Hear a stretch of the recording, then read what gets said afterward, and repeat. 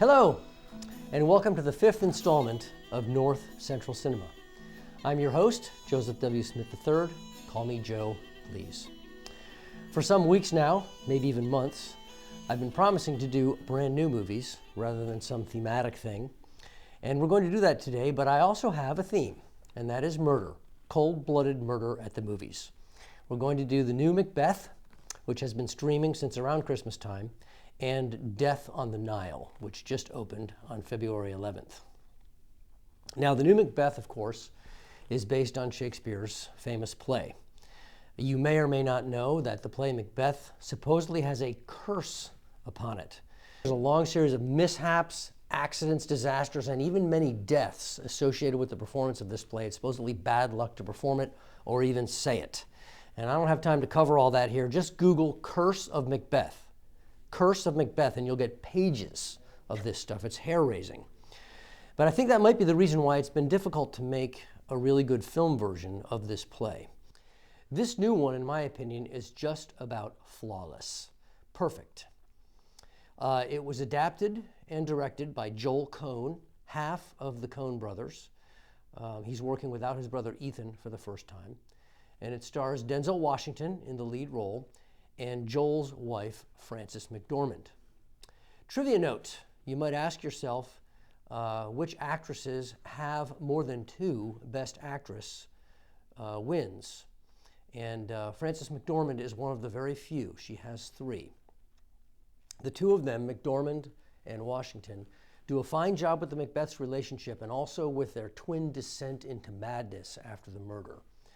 But one of the nice things about this new version is every role is perfectly played, even down to the smallest characters who only appear for one scene. Ralph Ineson, who's only on in one scene, does a great job with the captain. Harry Melling, best known for the Harry Potter films and Queen's Gambit, plays Malcolm. Catherine Hunter has received acclaim because she's a stage actress and she plays all 3 witches and an old man. And a lesser-known stage actor named Alex Hassel plays Ross. Speaking of that, we'll get to more about Ross in a minute. Coen's script is very clear. It's easy to follow what's going on, despite the fact that he retains Shakespeare's language. He's trimmed, it normally takes about 2.5 hours to get through Macbeth. He's trimmed it to about 1 hour and 45 minutes. Although I'm told by people who don't know the story that the last 15 or 20 minutes is a little tough to follow. But one thing that Coen does is, in the story, it requires a path to the throne for a minor character named Fleance, and different writers and directors handle this differently. Coen does something I've never seen before by tweaking the character of Ross, and it's pretty cool, so watch for that. But with all that, perhaps the most notable thing about this new Macbeth is it is visually gorgeous. It was filmed in black and white. It was done entirely on sound stages. And the sets are very stark and spare and yet very expressionistic. It looks for all the world like one of these classic horror films like Frankenstein or The Cabinet of Dr. Caligari. It is currently my favorite version. Although I will make a plug and say that until now, my favorite version was a very little known film called Men of Respect from the 90s. They take the Macbeth plot line and insert it into the world of Brooklyn gangsters. Men of Respect, a very well acted version. And if you're a fan of this play, or perhaps of James Bond, I'd like to also mention that Daniel Craig is opening in Macbeth on Broadway in March. He and Ruth Negga will star in the production. And it goes into regular performances in April and will run for 15 weeks at the Longacre Theater. And tickets were not as expensive as I would have thought. So a couple things to keep in mind if you like Macbeth.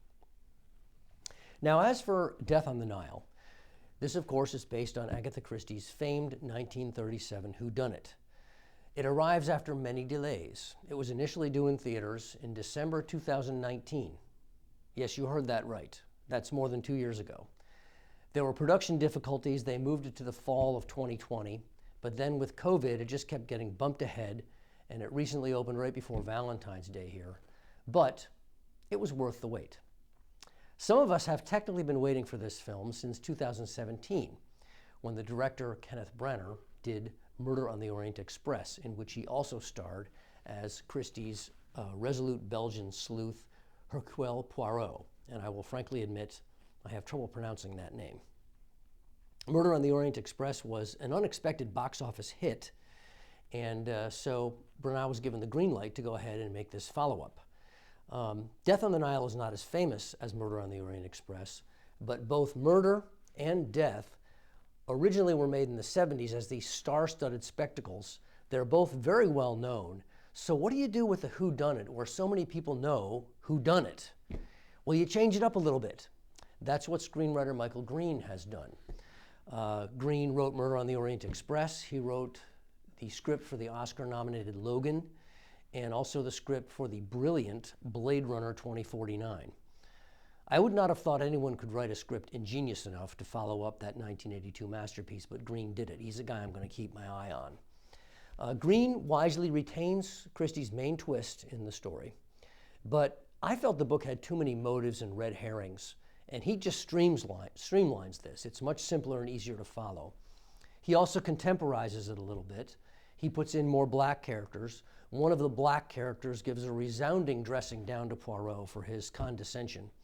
And, perhaps the coolest thing, he adds a prologue that's not in the book, set in World War I, where the young Poirot, he's played by Branagh through some de-aging technology, is able to demonstrate his brilliance on the battlefield. And then this little prologue, it's only a couple minutes long, also provides some backstory for Poirot and humanizes him a little bit. Besides Branagh, it has a great cast. Gal Gadot, comedian Russell Brand, cast against type. He's almost unrecognizable. And a young actress named Emma Mackey, who I thought did about the best job. She plays a slighted woman with the likeliest motive. Her phone is probably ringing off the hook right now. She is just sensational.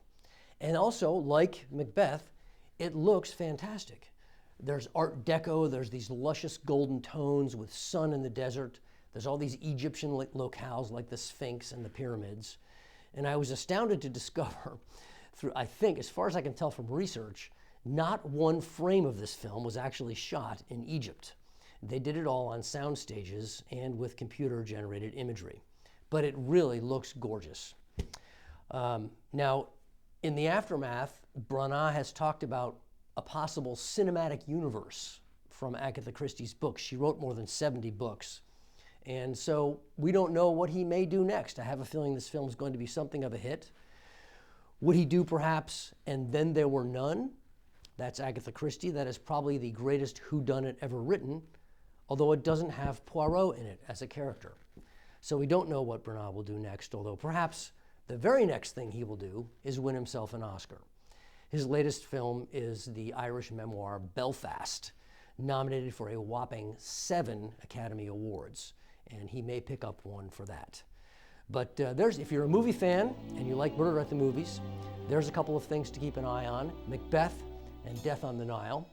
So keep that in mind as you're looking for something to watch, and we'll be back in a week or two with more movie talk.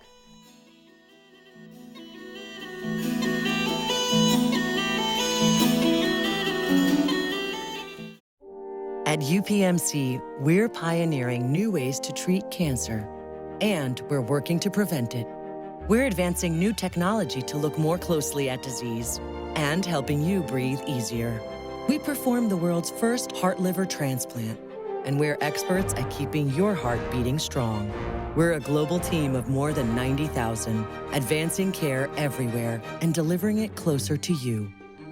UPMC, life-changing medicine.